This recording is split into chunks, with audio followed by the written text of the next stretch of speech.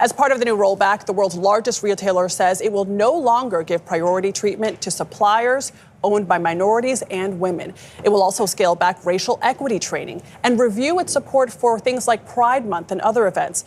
Yesterday, we spoke to Walmart CEO John Furner, and here's what he had to say about the change.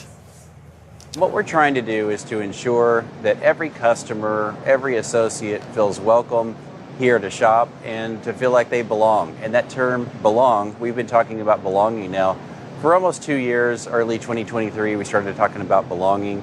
And we're going to continue to make the best decisions we can that makes everyone, our customers, our associates, feel like this is an environment they can shop in and thrive in.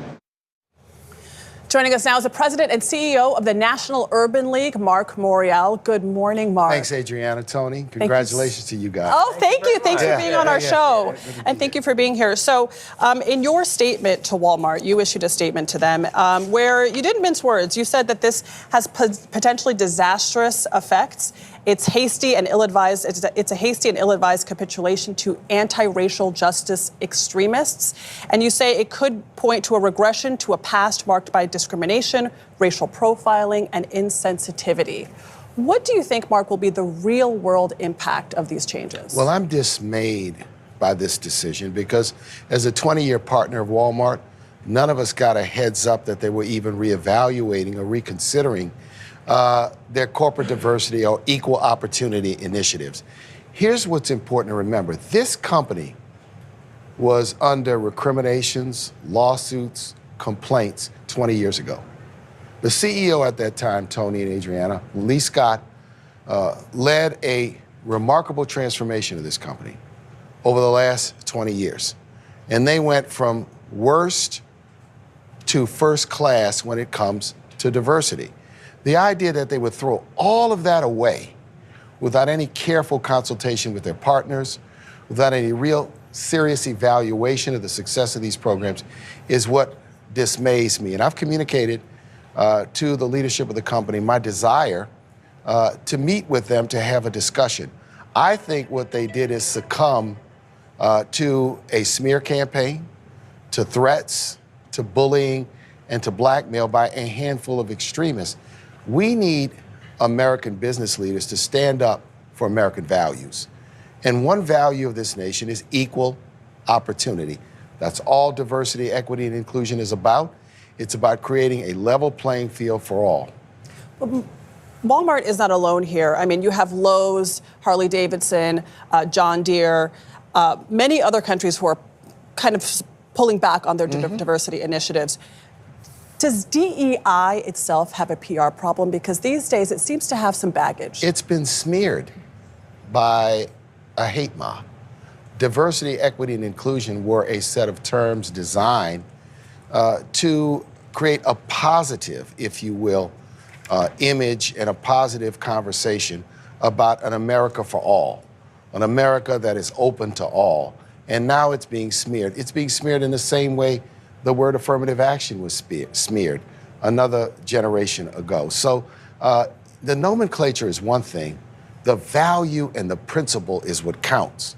DE&I is consistent with meritocracy because what DE&I says is give those who have merit but who've been locked out an opportunity. So these two value propositions work together.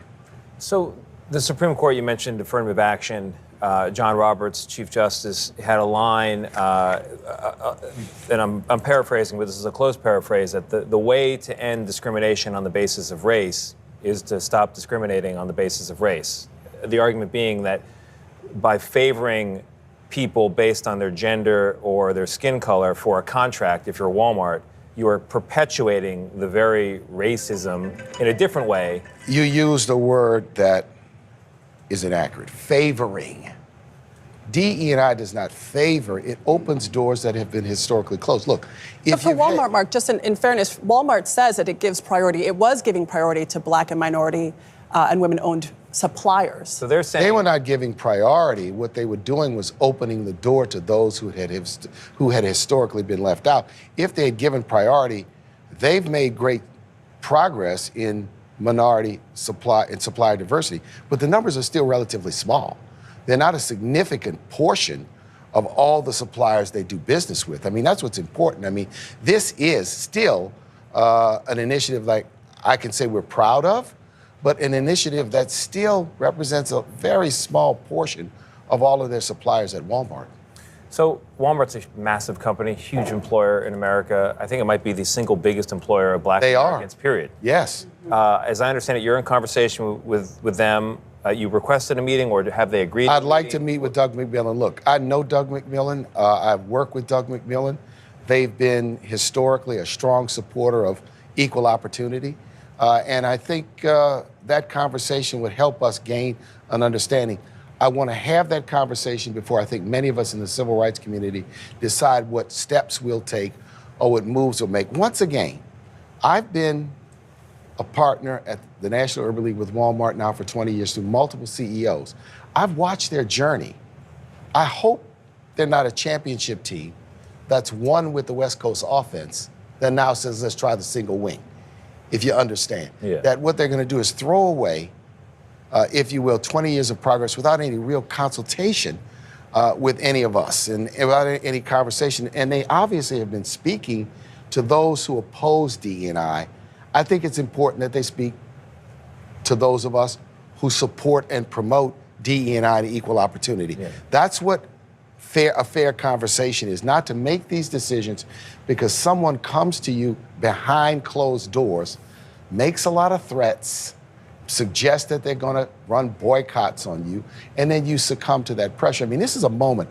I wanted to come and talk about this publicly because it is a moment that is so important for this country.